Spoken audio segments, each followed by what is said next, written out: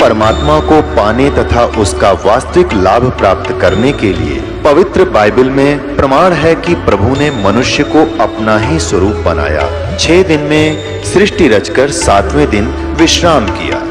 कुरान शरीफ में प्रमाण है कि हजरत मोहम्मद को खुदा स्वयं कह रहे हैं कि मैंने तुम्हें उस परमात्मा की महिमा बताने के लिए भेजा है। वो परमात्मा कबीर है जिसने 6 दिन में सृष्टि रची तथा 7वें दिन तख्त पर जा विराजा। उसकी खबर किसी बाखबर से पूछकर तो देखो। कृपया अवश्य सुनिए जगत गुरु तत्वदर्शी संत रामपाल जी महाराज के अमृत वचन। देखिएगा,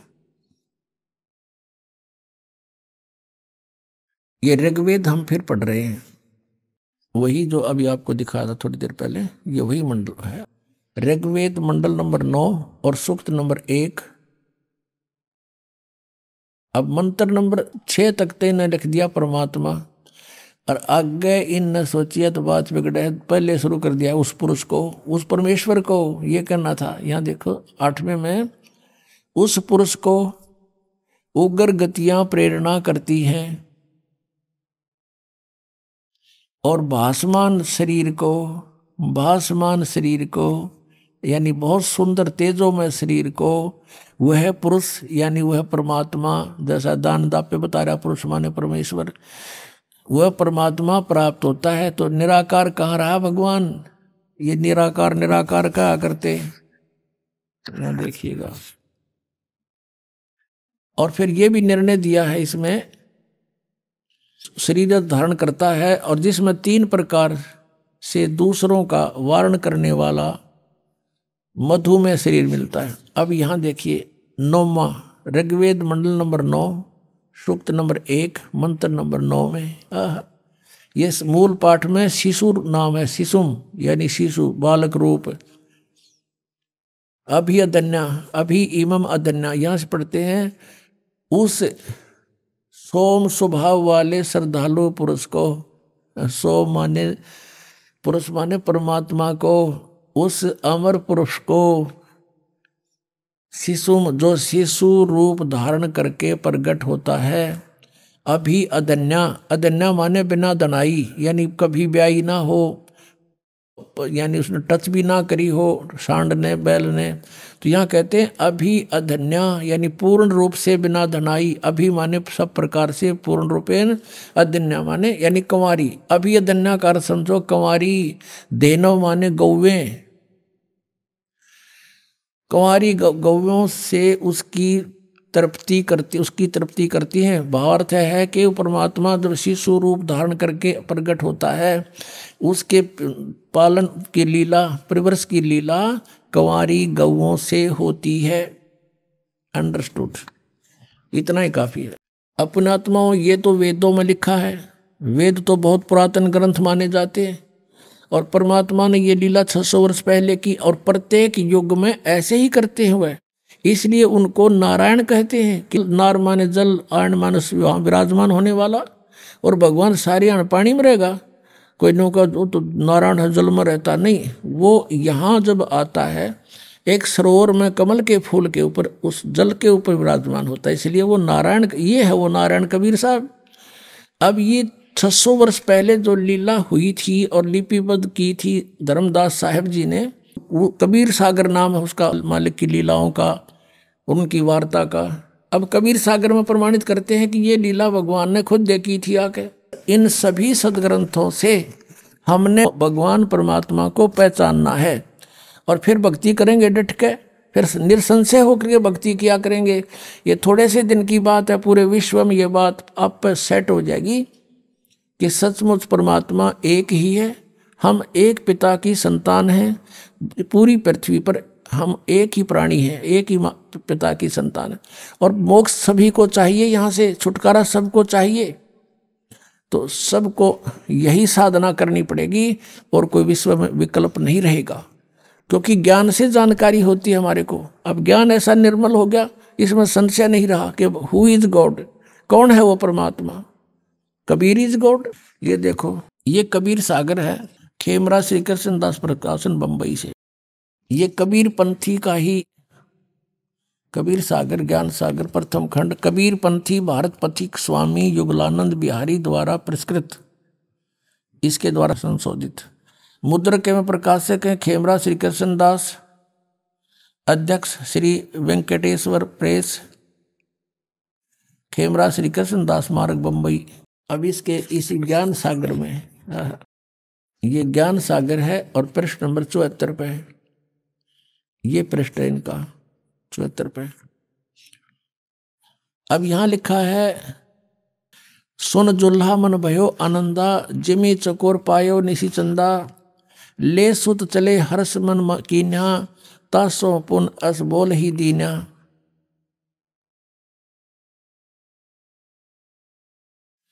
सुत काशी को ले चले लोग देखण ते आव, वही गरीबदास जी ने लिखा है और वही कबीर सागर में लिखा है। अन्न पानी बखे नहीं, जुल्हा शोक मनावे, तब जुल्हा मन कीन तिवाना, रामानंद सो कही उत्पाना, मैं सुत पायो बड़ गुणवंता, कारण कौन बखे नहीं संता, रामानंद ध्यान तब धारा, जुल्हा सो तब वचन उचारा, पूर्व जन्म में ते ब्राह्मण जाति, और हरि सेवा किन्नी सी बलभाती, कुछ तुम सेवा हर की चूका, ताते भयो जुल्हा का रूपा, प्रीति प्रभु गही तोर लीनी, ताते उद्धान में सुत तो दीना। नीरू को कहा कि तू पिछले जन्म में ब्राह्मण था। रामानंद जी के पास गए कि मेरा लड़का भोजन नहीं खा रहा है, ना कोई दूध पी रहा है, कोई समाधान बताओ स्वामी जी। स्वामी जी ने फिर कारण बताया कि तू पिछले जन्म में ब्राह्मण था, तेने कोई गलती की थी जिस कारण से तू दानक बना, जुल्हा बन गया। उसने कहा मालिक वो तो हुई सो हुई, हे प्रभु जस की नो तस पायो, मैंने जो किराया सो भर लिया, आरत हो तू दर्शन आयो, सो कहिए उपाय गुसाई, बालक अक्षुधावंत कुछ खाई। ऐसा विधि बताओ मेरा बच्चा कुछ खा ले। रामानंद युक्ति विचारा, तुम सुत कोई ज्ञानी अवतारा, बचिया जाही बैल नहीं लागा, सोले ठाड करो ते आगा। रामानंद जी बता रहे हैं कि तेरा पुत्र कोई आम व्यक्ति नहीं है, ये पिछले जन्म का कोई अच्छा विद्वान पुरुष है, इसलिए इसने पिछली अपनी जानकारी है। और बचिया जाही बैल नहीं लागा, यानी कंवारी गाय जिसने बैल ने कभी टच भी नहीं किया है, और सो ले ठाड करते ही आगा, उसके सामने ले आओ। दूध चले ते थनते, दूध धरो छिपाई, अक्षुधावंत जब होवे ताके दे खवाई। जुल्हा एक बछिया ले आवा, और चलो दूध कोई मरम न पावा, चलो दूध जुल्हा हरसाना, राग छिपाई काहू नहीं जाना। अब यहाँ जो दूत शब्द है ना, ये कबीर पंथियों ने ये बहुत सा और विवरण था कि कौन आया था, कैसे आया था, शंकर भगवान आए थे। तो कबीर पंथी केवल कबीर जी को एक संत मानते रहे और शंकर जी को उसमें मिलाना नहीं चाहते थे, क्योंकि वो अलग पंथ बना बैठे। तो इस करके इन्होंने यहाँ कुछ कटिंग कर दी। अब इसकी पूर्ति आदरणीय गरीबदास साहिब जी ने की है। पुण्यात्मा, ये अध्यात्म ज्ञान है। अध्यात्म ज्ञान को आपने ढंग से समझना पड़ेगा। जैसे हम एक बच्चे को पढ़ाते हैं 12, 13 वर्ष, 16 वर्ष, और केवल एक पेट के लिए उसको पूरा फ्री भी कर देते हैं, खर्चा भी खूब लगाते हैं अपने सामर्थ्य अनुसार, और फिर भी उसको रोटी मिले ना मिले, रोजगार मिले ना मिले, कोई गारंटी नहीं। तो उसके लिए हम इतना डिवोट करें, क्योंकि हमने सिर्फ वो रोजी रोटी ये देखी आज तक। अब हमने मोक्ष के लिए इतना समय लगाना पड़ेगा, इसी तरह हमने कुर्बान होना पड़ेगा, और इसमें हानि नहीं, इसमें मोक्ष होगा ही होगा। इसके लिए हमने समय भी चाहिए, ये कथा भी सुननी चाहिए। और जैसे गुरुदेव बतावे, यानी आध्यात्मिक टीचर, आप विद्यार्थी, जैसे गुरुजी बताओ वैसे फिर करके देखे, और तभी सफलता होती है। अब आपने देखा कि परमात्मा ने यह लीला करी और कुंवारी गाय का दूध पिया। अब जैसे आपको बताया था कि शिव आए थे शिवपुरी थे और उनको फिर दूध पिला। अब यही चित्रण आदरणीय गरीबदास साहिब जी ने अपनी वाणी में लिखा है। अब ये जो कबीर सागर में इन्होंने कुछ 600 वर्ष के अंदर जो कुछ त्रुटियां अपने हिसाब से इसमें एडजस्टमेंट कर दी, फिर भी सच्चाई छुपी नहीं, मालिक की दया से शेष रहेगी। तो अब उसकी पूर्ति के लिए परमात्मा ने 600 वर्ष पहले धर्मदास जी से कहा था कि धर्मदास ये 12 पंथ चलेंगे मेरे नाम ते कबीर पंथ, उनमें जो प्रथम आवेगा जैसे चूड़ामणि जी, वो तो अच्छी आत्मा होगा, आगे चल के उसके उत्तराधिकारी बस नकली हो जाएंगे सारे, काल प्रेरणा से और ही साधना शुरू कर देंगे। ऐसे ही गरीबदास साहिब जी तो परमात्मा की आत्मा थी, आदरणीय गरीबदास साहिब जी 12वें पंथ में जो आए हैं, लेकिन आगे उनके उत्तराधिकारियों को कहेगा पता नहीं, ना परमात्मा की वाणी को समझ सके और ना ही मालिक ने समझाना उचित समझा था कि ये भेद अभी खोलना नहीं है। उन तो सिर्फ बोल बोल के लिखवा दी और आज इस दास को वो सद्बुद्धि दे दी कि इन गूढ़ रहस्यों को आपको समझा दिया। तो उस समय 600 वर्ष पहले परमात्मा ने कही थी क्या होगा कि 12वां पंथ जो कबीर पंथ होगा उसमें मेरे महिमा की वाणी फिर प्रकट होएगी, मेरा सच्चा ज्ञान फिर प्रकट होगा 12वें पंथ के प्रवर्तक के द्वारा।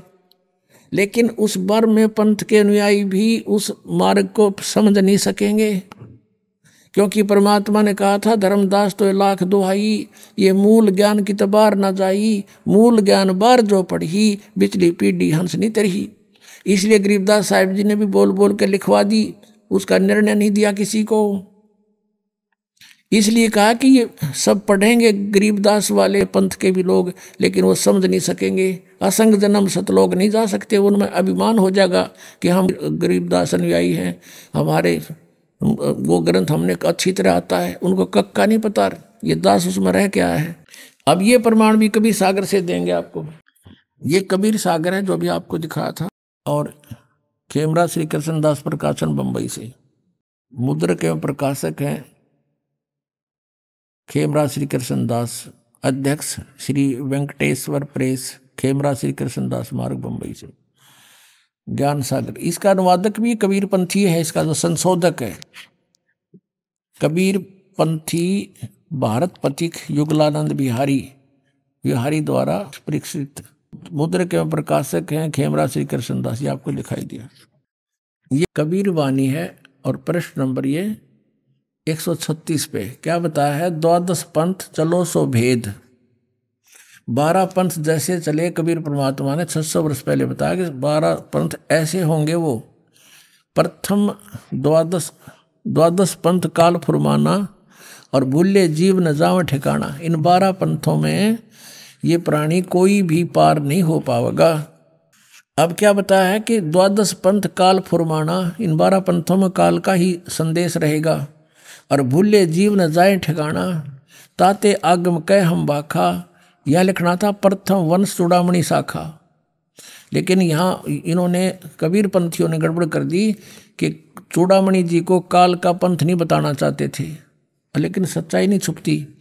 प्रथम जग में जागू बरमावे और बिना भेद वो ग्रंथ चुरावे। दूसर सुरत गोपाल होई मूल निरंजन, फिर पंथ टकसार पंथ, फिर सतनामी पंथ, ये जीवा पंथ, सतनामी पंथ, राम कबीर पंथ। अब यहां इन्होंने क्लियर लिखा है कबीर चरित्र बोध में, ये है बोध सागर में कबीर चरित्र बोध, और यहां से शुरू किया है ये 1870 पृष्ठ पे, ये 1870 है, ये ब्रैकेट वाले पृष्ठ हैं ये। और बोध सागर यहां लिखा है कि कबीर साहब के पंथों का वृंतांत, नारायण दास जी का पंथ। ये नारायण दास जी कबीर पंथ में नहीं थे, ये तो श्री कृष्ण पंथ में था। यहाँ था चूड़ामणि का पंथ, इन्होंने जान के काट दिया। यागो दास जी का पंथ, जागो को है यागो पंथ। और तीसरा सूरत गोपाल, चौथा मूल निरंजन, पांचवा टकसार पंथ, फिर भगवान दास पंथ, सतनामी पंथ, कमालिय पंथ, राम कबीर पंथ, 12वां है गरीबदास पंथ। ये छुड़ाने वाले जो हुए हैं गरीबदास जी, वो 12वें पंथ में। अब फिर हम यहाँ आते हैं, अब फिर आते हैं कबीर वाणी के 136 पृष्ठ पे, कबीर सागर में। अब फिर देखते हैं द्वादश पंथ चलो शोभित। हम यहाँ तक आ जाते हैं कि प्रथम जागू का, दूसरा सुरत गोपाल, तीसरा मूल निरंजन है, ये चौथा, और 5वां टकसार पंथ। धीरे हम यहाँ आते हैं फिर जैसे सतनामी पंथ, राम कबीर पंथ, फिर ज्ञानी पंथ, और फिर 10वां 11वां वैसे परम धाम की वाणी पंथ। अब ये है 12वां संवत 1775 हुई, ये 1774 है, क्योंकि संवत 1774 सन 1717 में गरीबदास जी का जन्म हुआ था। ये तो 12वां पंथ है, ये गरीबदास वाला पंथ। और संवत 1774 समझो 74 हुई, इसमें लिखा 75 है। ता दिन प्रेम प्रगटे जग सोई, आज्ञा रहे ब्रह्म बोध लावे, कोली चमार सबके घर खावे, साख हमारी ले जीव समझावे, असंग जन्म ठोड़ नहीं पावे। गरीबदास जी की वाणी से ये समझावेंगे, असंग जन्म वो ठिकाना नहीं जा सकते। 12वें पंथ प्रगट हुआ वाणी, 12वें पंथ गरीबदास जी द्वारा मेरी महिमा की वाणी फिर प्रगट होएगी। जो कबीर सागर में त्रुटियां हो गई होंगी उनको पुनरावृत्ति कर देगी। 12वें पंथ प्रगट हो वाणी, शब्द हमारे की निर्णय ठानी। ये गरीबदास पंथ वाले हमारे इस वाणी का निर्णय तो करने की चेष्टा करेंगे, लेकिन अस्थिर घर का मरम नहीं पावें, और ये 12 पंथ हम ही को जावें। साख हमारी लिए जीव समझावें, ये गरीबदास पंथ वाले अन्य। और कहते हैं असंग जन्म वो ठोड़ नहीं पावें, असंग जन्म नहीं जा सकते गरीबदास पंथ वाले। और 2 नकली कबीर पंथी जो और हैं वो भी। फिर कहते हैं 12वें पंथ हम ही चल आवें। वो 12वें पंथ में आगे चल के जो वाणी प्रकट होने के बाद, और सब पंथ मेट एक ही पंथ चलावें। अब दास को भेज दिया, दास इस गरीबदास पंथ से संबंधित है। और 12वें पंथ वो खुद नहीं आए, परमात्मा दास को भेज दिया और वही पावर दे दी। अपने काम तो वही कर रहे हैं मालिक की। 12वें पंथ में हम आएंगे, फिर ये न सब न देखेंगे, सबको एक पंथ बना देंगे, सारा सब ज्ञान के आधार से समझ जाएंगे। तब लग बोधो कुरी चमारा, फिर तुम बोधो राज दरबारा, प्रथम चरण कलयुग निराणा, तब मगर मांडो मैदाना। कहता है कलयुग का प्रथम चरण वो होगा, मैं मगर से सह शरीर जाऊंगा। मगर से प्रथम चरण कलयुग का, 3 चरण बताएं कलयुग के, ये बिचला चरण अब चल रहा है। ये प्रथम चरण कलयुग निराणा, और तब मगर मांडो मैदाना, धर्मराय से मांडो बाजी, तब धर बौद्धों पंडित का जी। अब यहां जाता है 5505, तब ये शब्द होगा साचा। 5505 जब वर्ष चले जाएंगे कलयुग के, तब ये साचा होगा। सन 2006 में समझ लो ये साचा हो गया, और आज ये 2011 चल रहा था। अब इसका कारण क्या था कि कलयुग के जब 5505 वर्ष लगभग बीत जाएंगे, उस समय यो मेरी आज की बोली हुई वाणी, सन 1398 से 1518 के बीच में जो वाणी बोली है परमात्मा ने वचन कहे हैं कि ये उस समय सच्ची होंगी। आज ना दच्चा किससे कहे, आज किसी को विश्वास नहीं होगा इसका। उस समय ये सच्ची होगी ये बात जो मैं आज बोल रहा हूं। और तब तक कहा धर्मदास तो 1,00,000 दोहाई, ये मूल ज्ञान कहीं बार न जाई। ये देखिएगा आगे इसी में, धर्मदास मोरी 1,00,000 दोहाई, 5505 तब ये शब्द होगा साचा। इस इतने समय कलयुग के बीत जाएंगे तब।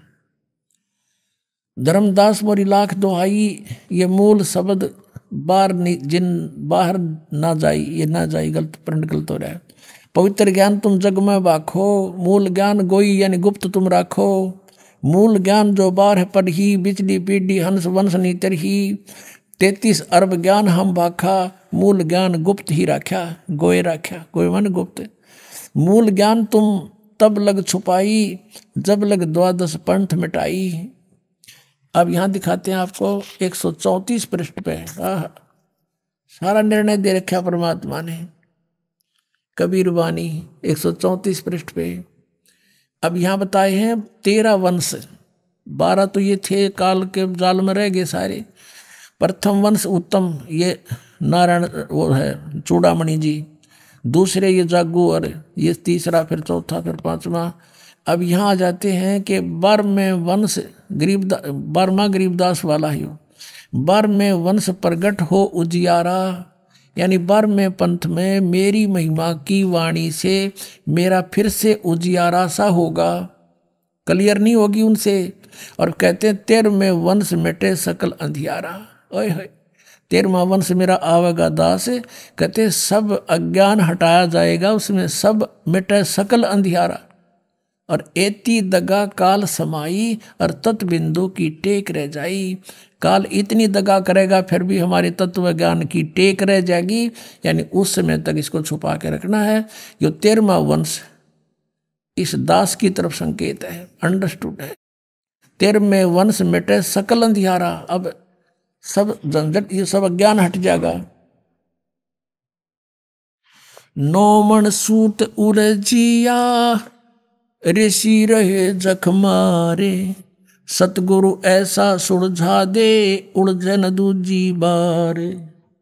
अब जो आपको प्रसंग दास सिद्ध करना चाहता था कि परमात्मा जब आता है वो ऐसी लीला करता है, और वो लीला किसने की है? कबीर परमेश्वर ने, जिसके वेद गुण गाते हैं। और परमात्मा ने कहा था वेद मेरा भेद है, पर मैं ना वेदन के माही, और जौन वेद से मैं मिलूं। ये वेद जानते नहीं, वेद मेरी महिमा का गुणगान कर रहे हैं, और ब्रह्म की उत्पत्ति मैंने की, और ये वेद मेरी महिमा ही बढ़ा रहे हैं।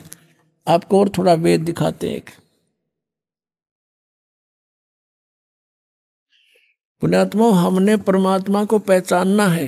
ये देखिएगा ऋग्वेद, ये ऋग्वेद है, इसको दिखाते कहाँ से है। ये यहाँ से प्रकाशित है, प्रकाशक पंडिता राकेश रानी, और यहाँ से छपा प्रधान कार्यालय वेद मंदिर महात्मा वेद भिक्षु सेवाश्रम, लेखराम नगर, इब्राहिमपुर, मुखमेलपुर, दिल्ली, दानंद संस्थान। इसमें मंडल नंबर 10 और सूक्त नंबर 49 49 में प्रथम ही मंत्र में लिखा है। ये देखिएगा, ऋग्वेद मंडल नंबर 2 सूक्त 49, ये 49 का प्रथम मंत्र। इस प्रथम मंत्र में लिखा है, परमात्मा कहते हैं मैं स्तुति करने वाले को, जो सत साधना करते हैं उसको, सनातन ऐश्वर्य निवास योग लोक मोक्ष तथा ज्ञान प्रदान करता हूँ।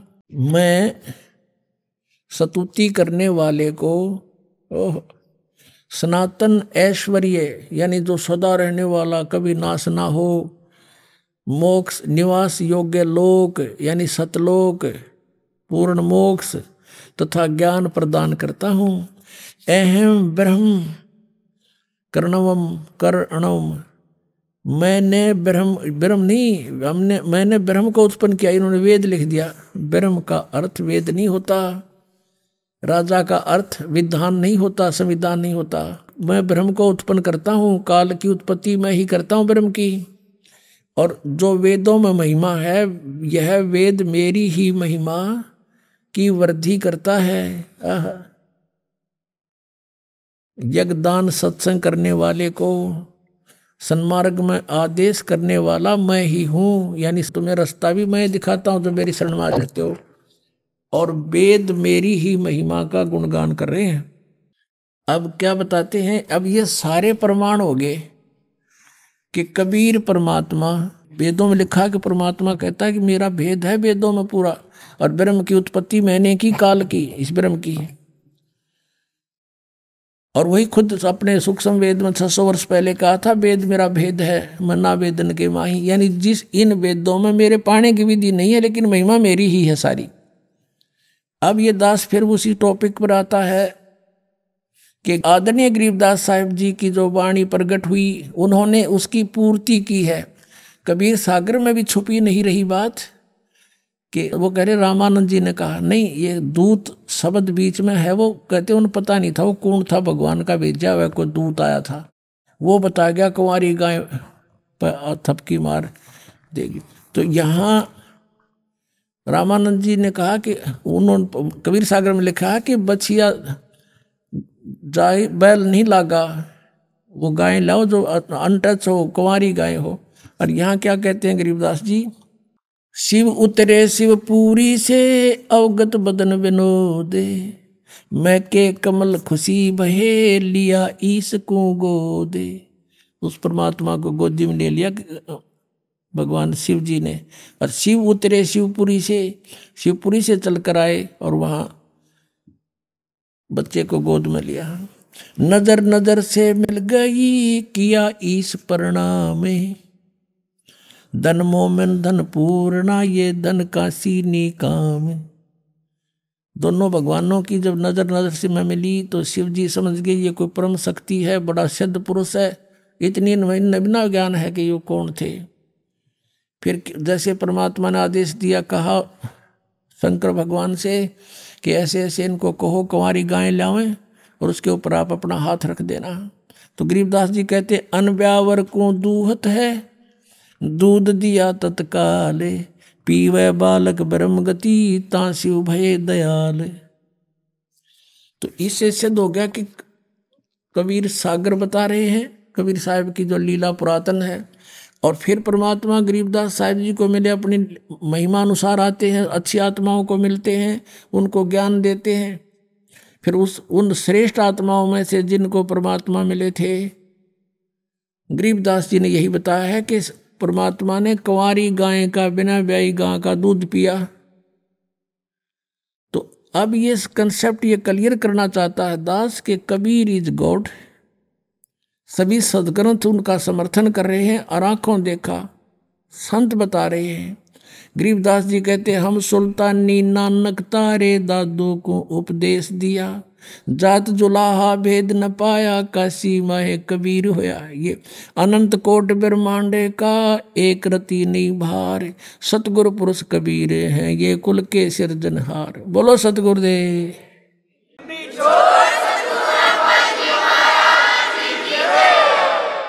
परम पिता परमात्मा पूर्ण ब्रह्म सर्व सृष्टि रचनहार कुल मालिक कबीर परमेश्वर जी हम सभी आत्माओं के पिता हैं।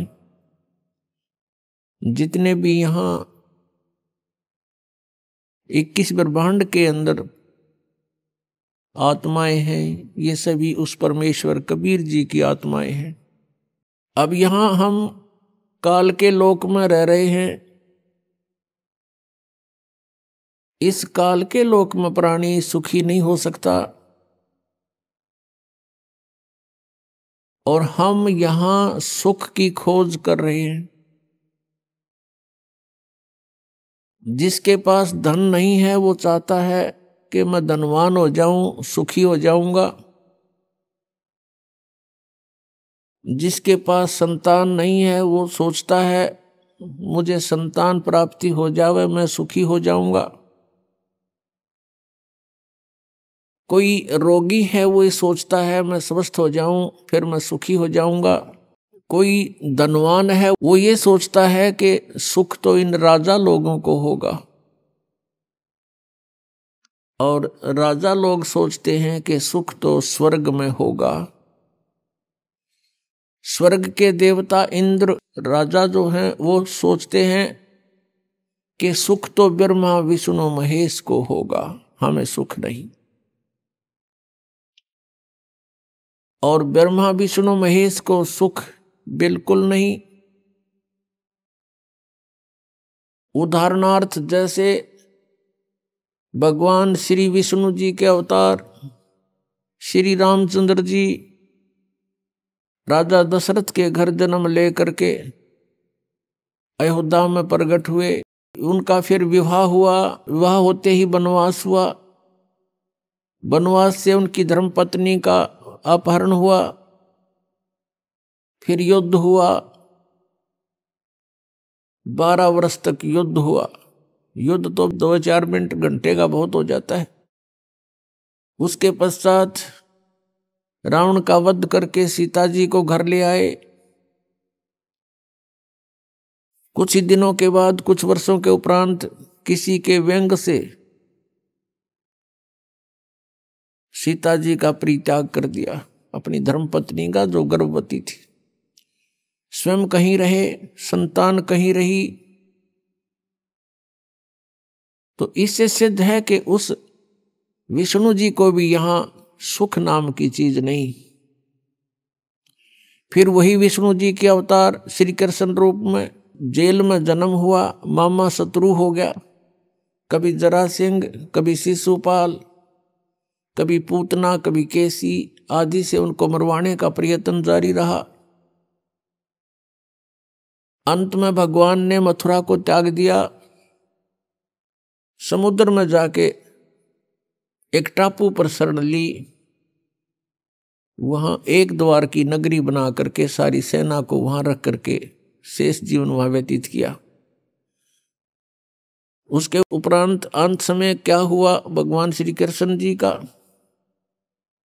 56 करोड़ उनके वंशज हो गए थे। 56 करोड़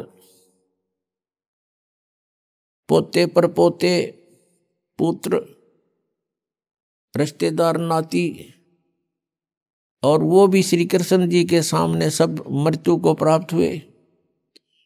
आपसी युद्ध हो गया दुर्वासा जी के श्राप से, और श्री कृष्ण जी के सामने पूरा कुल नाश हो गया।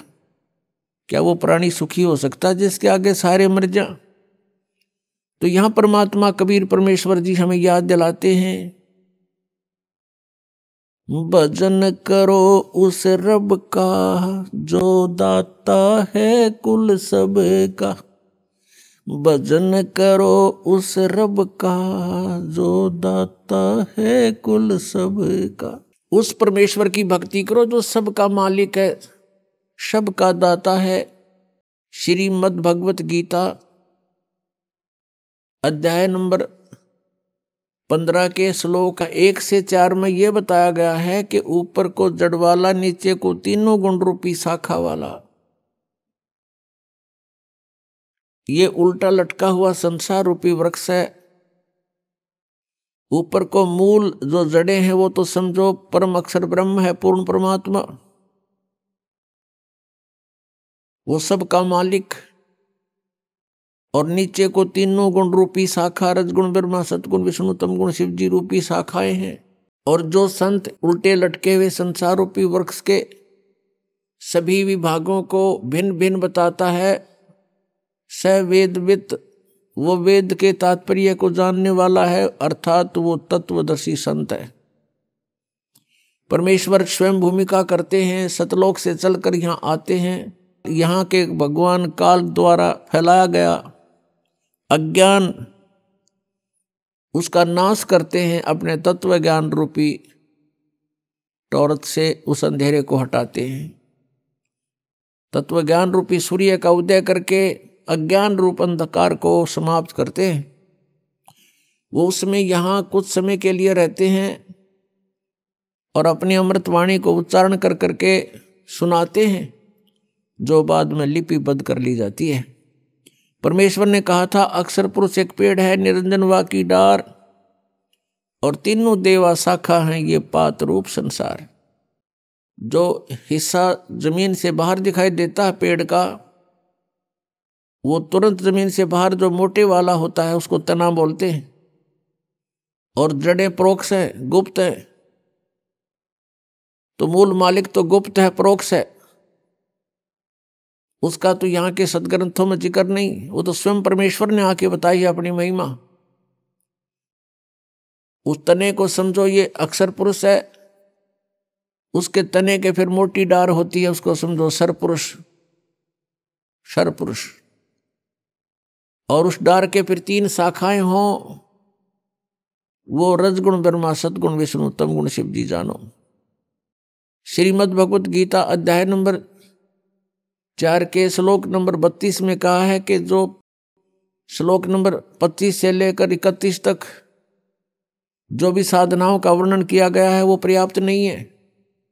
लेकिन साधक अपनी अपनी साधनाओं को पापनाशक ही मानते हैं।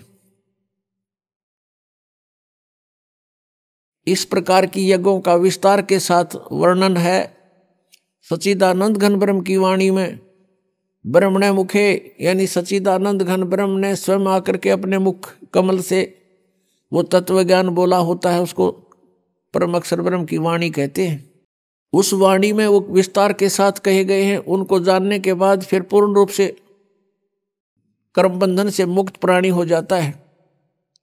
गीता जी अध्याय नंबर 4 के श्लोक नंबर 34 में तुरंत कहा है कि उस तत्व ज्ञान को जो परमेश्वर ने स्वयं आकर बोला होता है, किसी तत्वदर्शी संतों के पास जाकर समझ उनको दंडवत प्रणाम करने से, कपट छोड़कर प्रसन्न करने से वो तत्वदर्शी संत तुझे उस परमात्म तत्व का ज्ञान कराएंगे।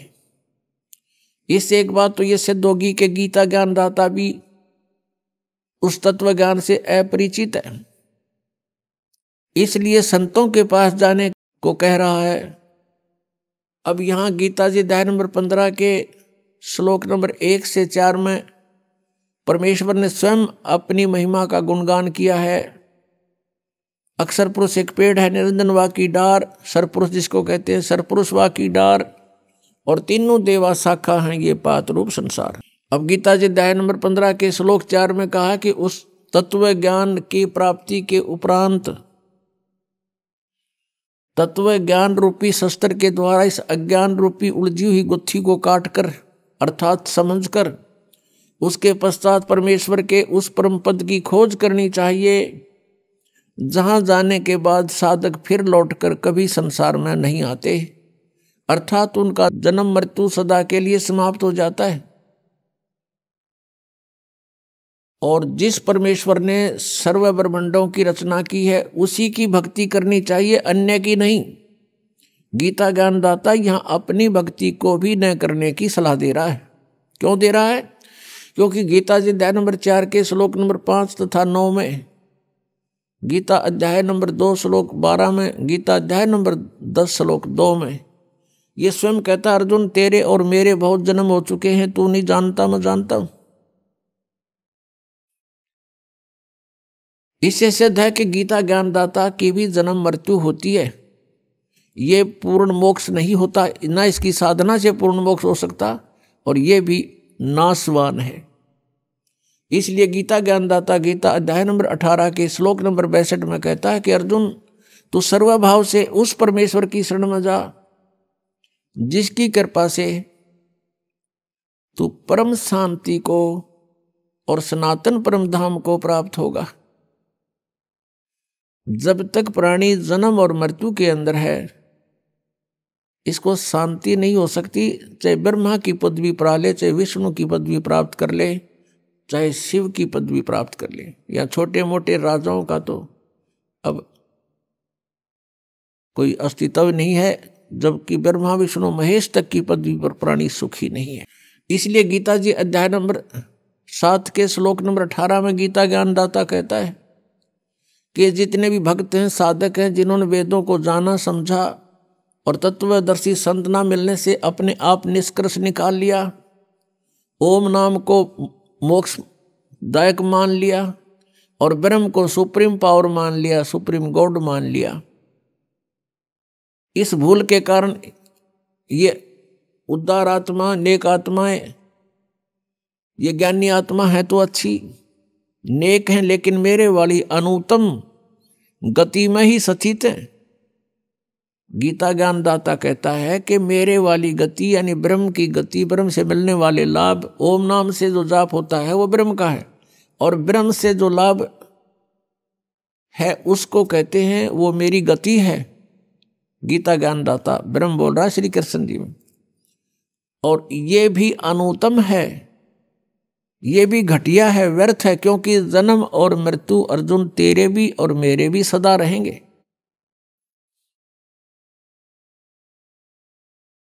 अपने आत्माओं, श्रीमद् भगवत गीता अध्याय नंबर 15 के श्लोक नंबर 16 और 17 में ये 3 पुरुष बताए, 3 प्रभु।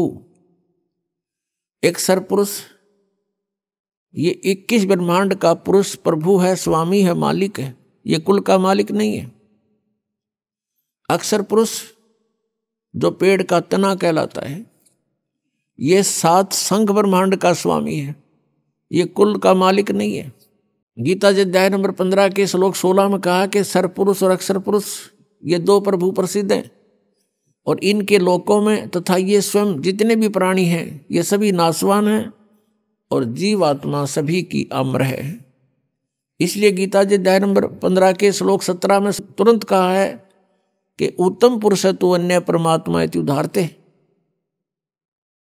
कि पुरुषोत्तम श्रेष्ठ प्रभु श्रेष्ठ परमात्मा कुल का मालिक तो कोई और है जिसे परमात्मा कहते हैं। परमात्मा का अर्थ होता है श्रेष्ठ आत्मा, और श्रेष्ठ आत्मा वो होती है जिसकी शरण में कोई प्राणी दुखी नहीं हो सकता, केवल सुख सुख प्राप्त होता है।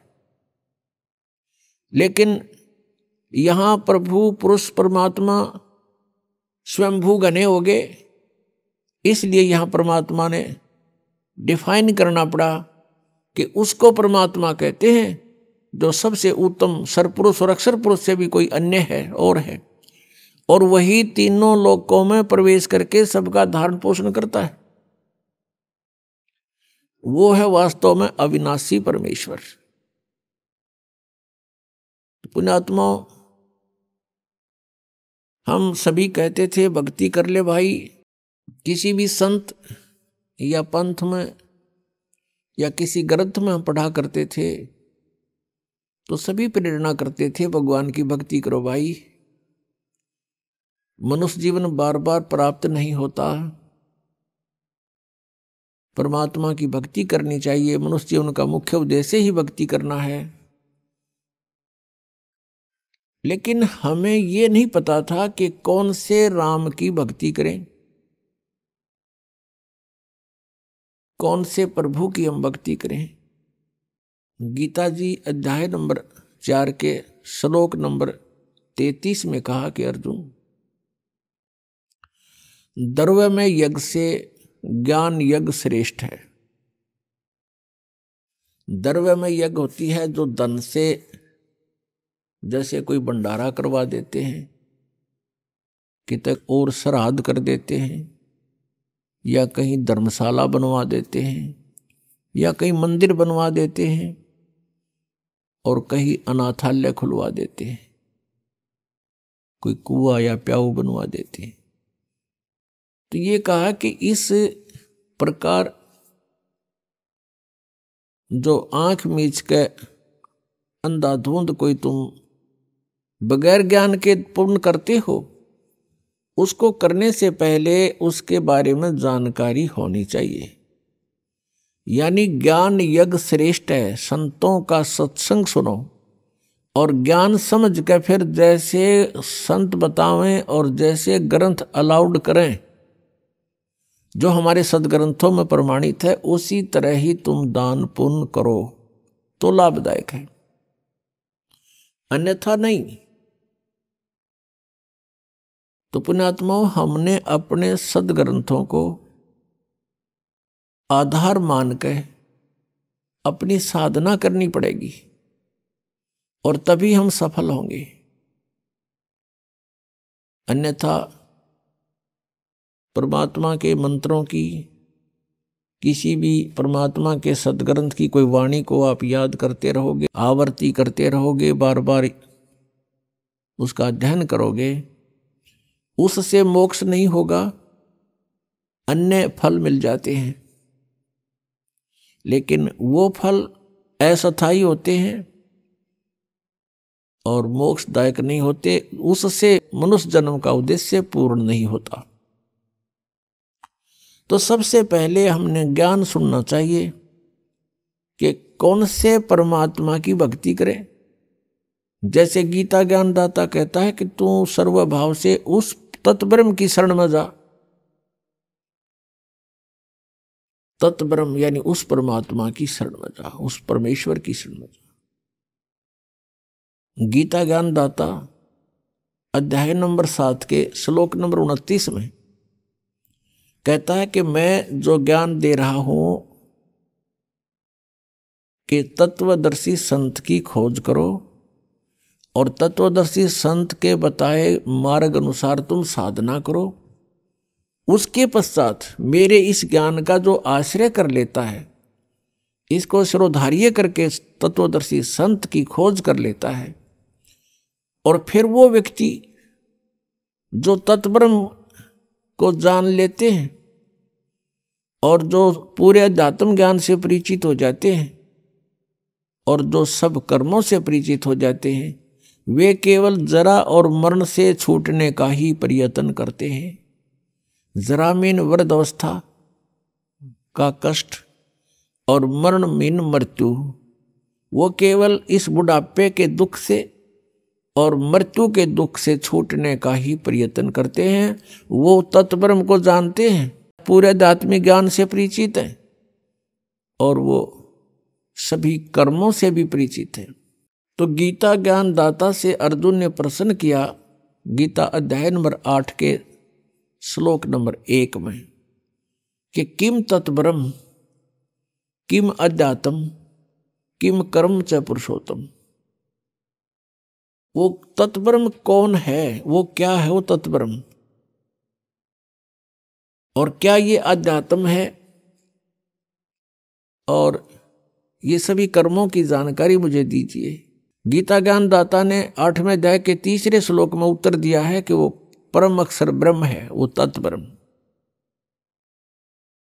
जैसा अभी आपने आदरणीय गरीबदास साहब जी की वाणी सुनी, भजन करो उस रब का जो दाता है कुल सब का, भजन करो उस रब का जो दाता है कुल सब का।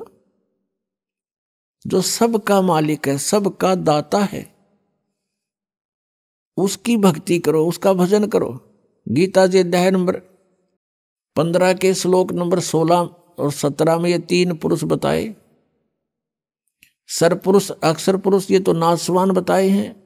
इनके अंतर्गत जितने प्राणी हैं वो भी जन्म और मृत्यु के कष्ट से पीड़ित हैं।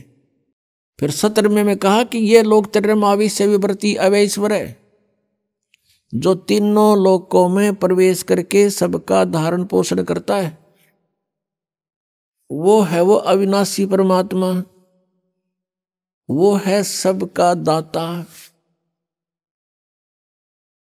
भजन करो उस रब दा जो दाता है कुल सबका। वो परम अक्षर ब्रह्म संसार रूपी वृक्ष की जो मूल हैं, जड़ हैं, जड़ों से पूरे पेड़ को आहार प्राप्त होता है। तो जितना भी आपका संस्कार शास्त्र विधि अनुसार बनता है, उन सभी कर्मों का फल भी उस परमेश्वर से ही प्राप्त होता है।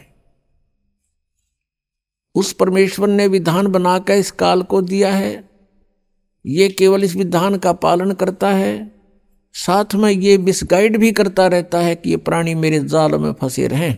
तो अब हमने ये चुनना है, ये सिलेक्ट करना है कि कौन से परमात्मा की हम भक्ति करें।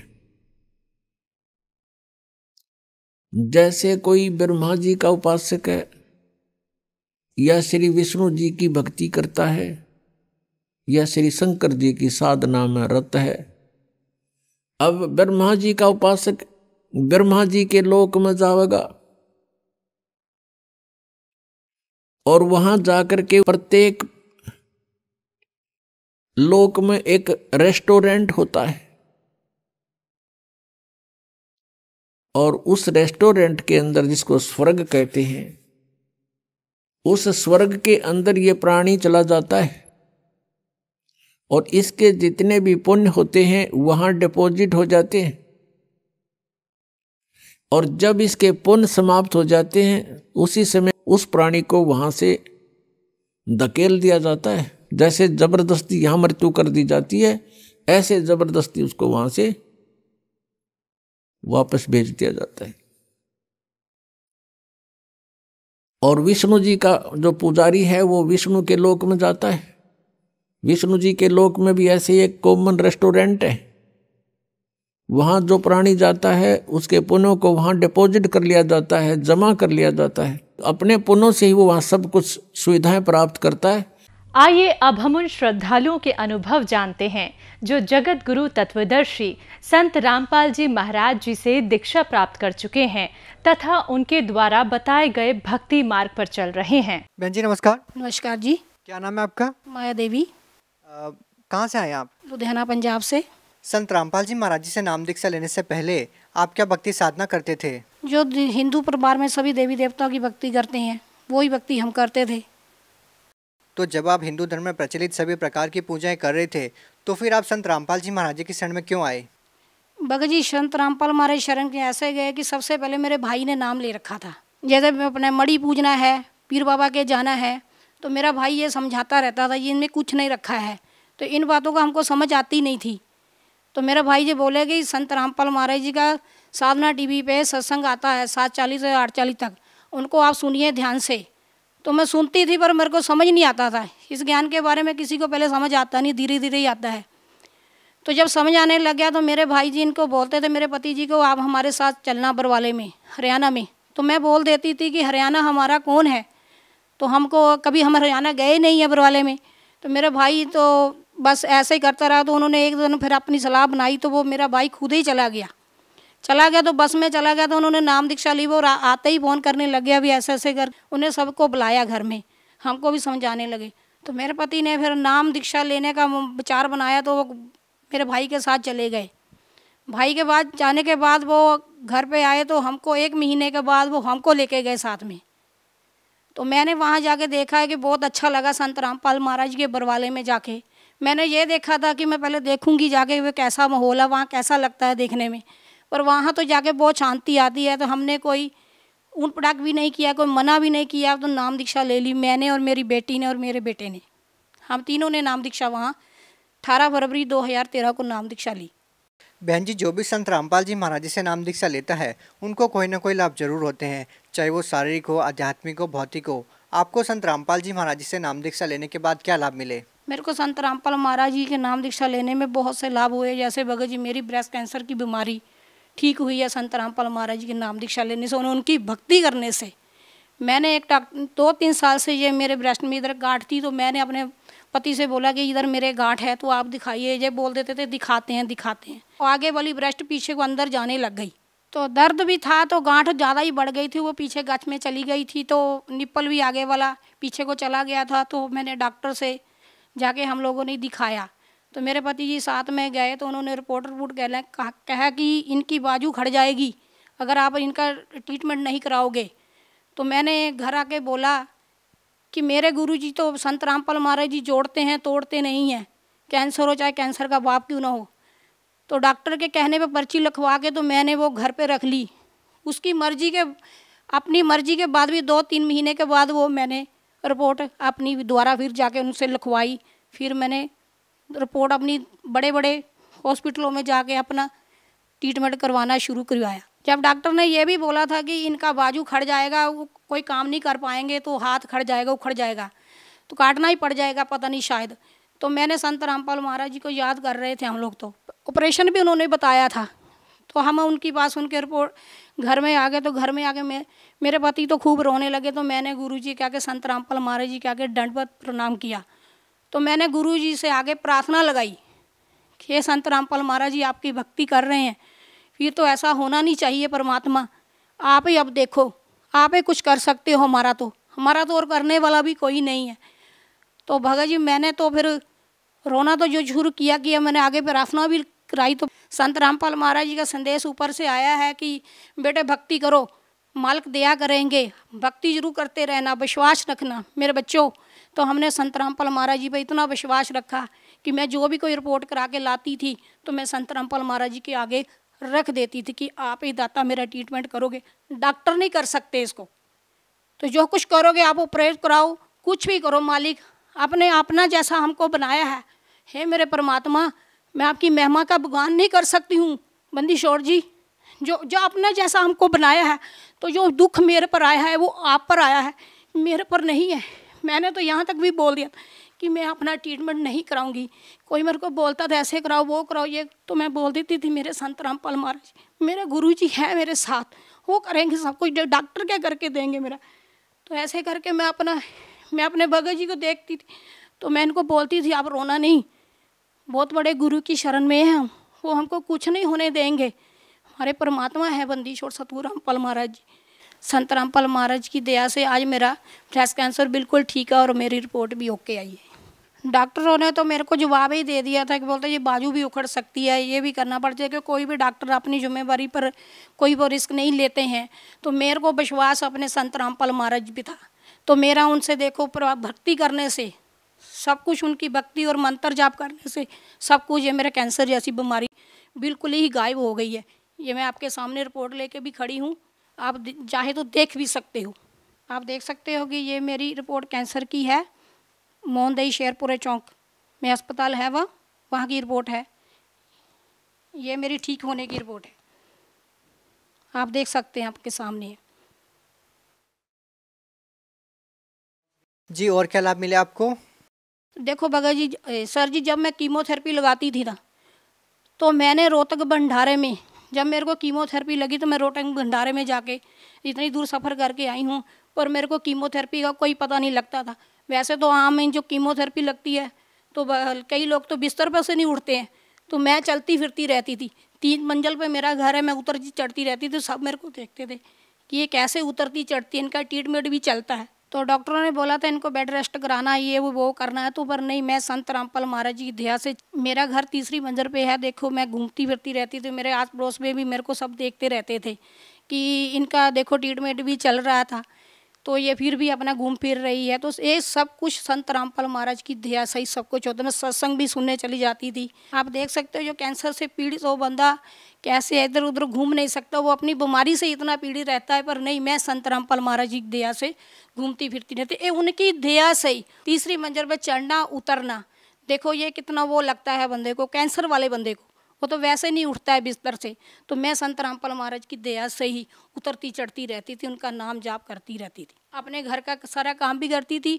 और मैंने किसी का सहारा नहीं, संत रामपाल महाराज का सहारा लिया। और मैंने किसी को याद भी नहीं किया, अपने बहन भाई को या किसी को बुलाना है तो मैंने कहा था मेरे गुरु जी मेरा साथ दे रहे हैं संत रामपाल महाराज जी, तो मेरे को किसी का नहीं, मुझे संत रामपाल महाराज जी का साथ चाहिए। तो आज गुरु संत रामपाल महाराज की दया से मेरी कैंसर जैसी बीमारी बिल्कुल ठीक है, रिपोर्ट एकदम ओके आई है। बहन जी, साइंस का युग है, पढ़े लिखे लोगों का इस बात पे विश्वास करना कि एक संत के आशीर्वाद से या किसी मंत्रों के जाप से कैंसर जैसी भयानक बीमारी का ठीक होना, उनको इस बात पे विश्वास नहीं होता। तो बहन जी आप उन लोगों को कैसे समझा पाएंगे? मेरी उन लोगों से प्रार्थना है जो विश्वास नहीं करते हैं। मैं जीता जाता उदाहरण सामने खड़ी हूँ, मेरी रिपोर्ट भी देखी है। अगर नहीं विश्वास आता है तो शेरपुरे मोहनदई हॉस्पिटल में भी जाके आप पता कर सकते हैं, वो तो लुधियाना में बहुत मशहूर है, कैंसर वाला ही है वो। तो आप उनसे देखिए और मैं पूछ लीजिए जाके। मैं आपके सामने खड़ी हूँ संत रामपाल महाराज की शरण से। संत रामपाल महाराज की शरण में जाने से देखो, उनकी भक्ति करने से मेरे ये कैंसर जैसी बीमारी बिल्कुल ठीक है और रिपोर्ट भी देखो ओके आई है संत रामपाल महाराज की दया से। तो मैं कहना चाहती हूँ कि आप भी संत रामपाल महाराज की शरण में जाइए। और भी जो लोग मेरी तरह गंभीर बीमारी से पीड़ित है, या कैंसर या जो और किसी बीमारी से लगा लो, तो मेरा उनसे यही अनुभव हाथ जोड़ के कि आप संत रामपाल महाराज की शरण में एक बार आइए, उनकी भक्ति कीजिए। तो भक्ति करने के बाद आपको पता लग जाएगा, आपको विश्वास खुद हो जाएगा कि संत रामपाल महाराज जी पूर्ण परमात्मा धरती पर आए हुए, आपकी बीमारी भी ठीक होगी और आपका मोक्ष भी ठीक होगा। आप भगत समाज को क्या संदेश देना चाहते हैं? मेरी यही प्रार्थना है कि आप भी जैसे पीड़ित हो कैंसर से या और कोई बीमारी से, तो आप संत रामपाल महाराज जी की शरण में जाइए और अपना कल्याण कराइए। मेरी सबसे यही प्रार्थना है। जी बहुत बहुत धन्यवाद। सत साई भगत।